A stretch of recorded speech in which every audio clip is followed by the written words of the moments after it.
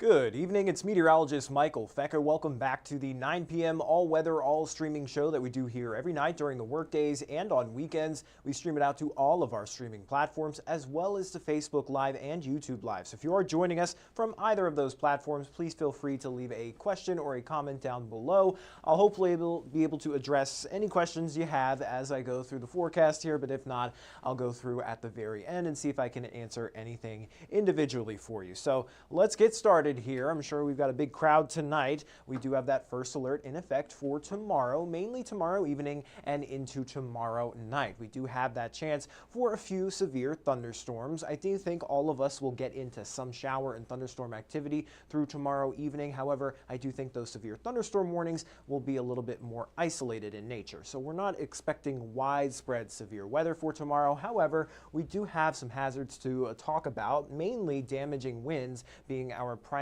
hazard, but we can't rule out that chance for even a brief spin-up tornado, especially along the leading edge of any line segments that develop. And of course, with any thunderstorm threat we have, there is always that chance for some minor flooding. But I will say that flooding risk has decreased since yesterday, but what has increased slightly since yesterday is that level 2 risk. It was expanded just a touch more to the east there. It encompasses the majority of western Kentucky now and pretty much everywhere southwest of Evansville. But regardless, that level 1 and 2 threat out of 5 indicating a more isolated threat for severe thunderstorms. So again, a big widespread severe weather outbreak in the tri-state not expected for tomorrow. There is better chances for more severe thunderstorms as you head farther to our southwest, specifically in southern Missouri and Arkansas, but we'll still get impacted by it. And I think the biggest kind of holdup we've had here in terms of forecasting these storms is the exact timing. The models have been bouncing around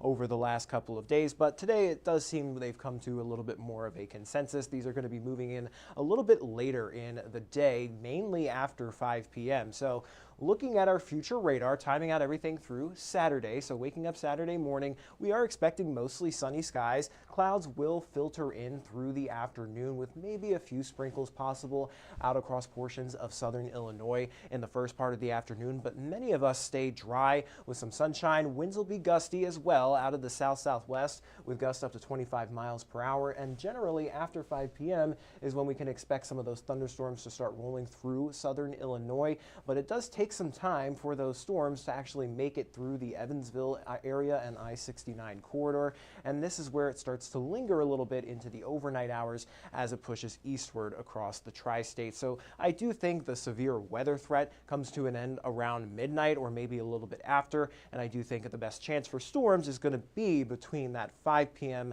to midnight time frame across the tri-state, and looking out at least specifically for the Henderson, Evansville, Owensboro area, we could expect that line to move through somewhere between 7 and 10 p.m. at night. Again, the range is still a little bit wider than I would like, but hopefully we get a little bit more consensus, especially as we get into tomorrow. But in general, this is definitely going to be more of a Saturday evening into Saturday night type event as opposed to an afternoon, which was on the table a few days ago. So I do think if you have any outdoor plans for Saturday, the best time to do that would be in the morning or in the very first part of the afternoon, and then you kind of want to head back to your normal areas, or if you don't have any outdoor plans, just continue about your day. But all of this will start to wrap up. So again, the main severe thunderstorm threat comes to an end around midnight, but we will still have some lingering showers and thunderstorms even into early Sunday morning, but then we'll gradually clear and dry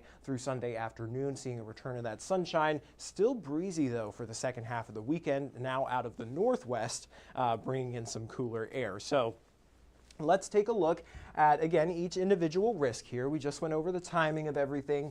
Now we're going to talk about what we could expect. Again, I think our biggest threat here is going to be that potential for some damaging wind gusts, but what has changed since yesterday is they have expanded that 2% risk for a tornado across much of the tri-state. So that's the main difference from yesterday, and they've also lifted this flooding threat a little bit farther to the northwest. So that is actually reduced since yesterday. So again, main hazard is going to be damaging wind wind and maybe a spin-up tornado with the possibility of maybe some minor flooding. So overall, the risks are low and they are isolated. Again, I don't think everybody is going to see severe thunderstorms tomorrow. I do think everybody will get some rain and thunderstorms at least through Saturday evening, with a few warnings possible there through tomorrow night. But looking at our rainfall amounts, we're picking up anywhere between a half an inch to an inch and a half in most spots, mostly for folks north and west of Evansville. That seems to be where the heaviest rains will fall, actually missing out, or at least on the heaviest rains through western Kentucky. But even them folks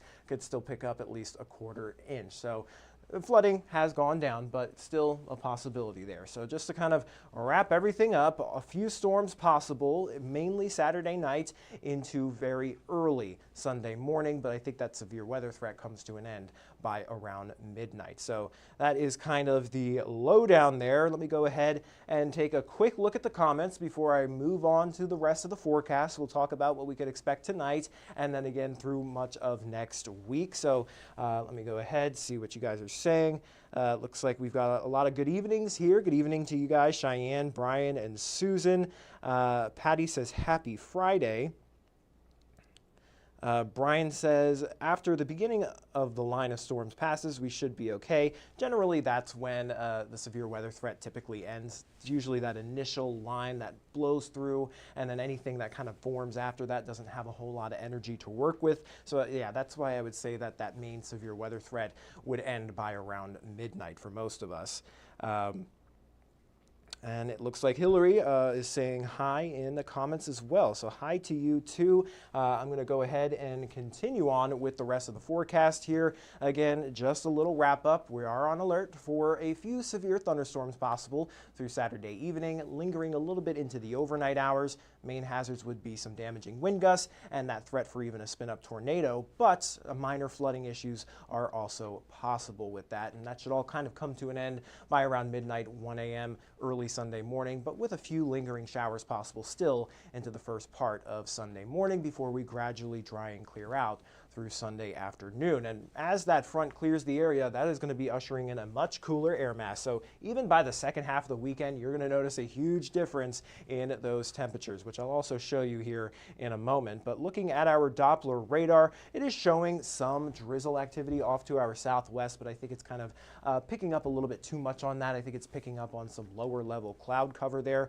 Not really expecting any of those showers to actually reach the ground or make it here in the tri-state for tonight. But looking at our temperatures, what we got to earlier today, we warmed all the way back up into the mid to upper 70s, 77 degrees in Evansville, 81 down towards Bowling Green, a bit cooler to our east, 73 out towards Lexington. And we've cooled off a good bit since then by around 7 degrees, 70 here in Evansville and Newburgh. That cloud cover helping to insulate those temperatures a little bit more through the rest of the night tonight. So it is going to be fairly mild for this evening. Temperatures only dropping down into the lower 60s, but we will gradually see that cloud cover decrease through the overnight hours, and that's going to lead us into, again, a sunny first half of our Saturday with those storms moving in during the evening hours and then lingering into early Sunday morning. But I talk about that difference in temperature. I mean, if that's not a sign of a cold front, I don't know what is. 85 for Saturday afternoon, topping out only in the mid-60s by Sunday. So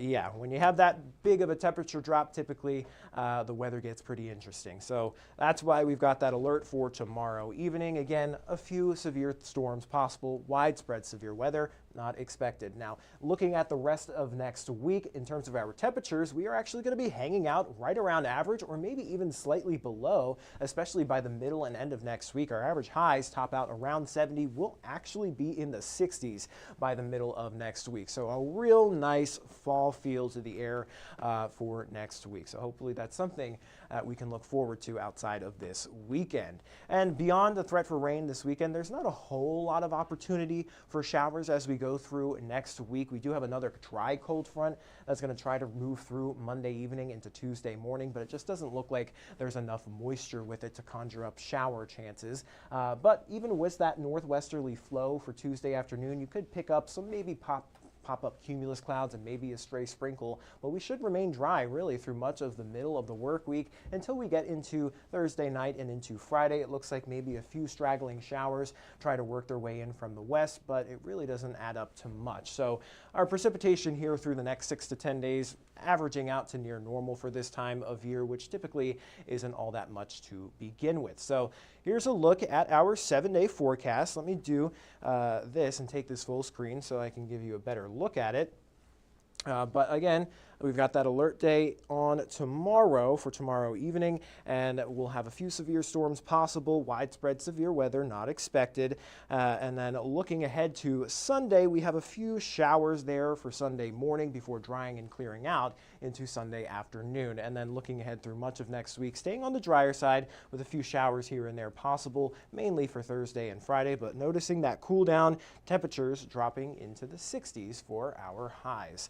So that is all I've got here for the stream. I'm going to hop off of Facebook and I'll send you guys over to 14 News at 10 for all the latest news and weather headlines. Until then, everybody stay safe and have a great rest of your night. And I'll see you right back here tomorrow at 2:30 for another afternoon weather stream update, again on those severe storms that are going to be heading our way. So that is all I've got for tonight. Hopefully you all stay safe and have a great rest of your evening.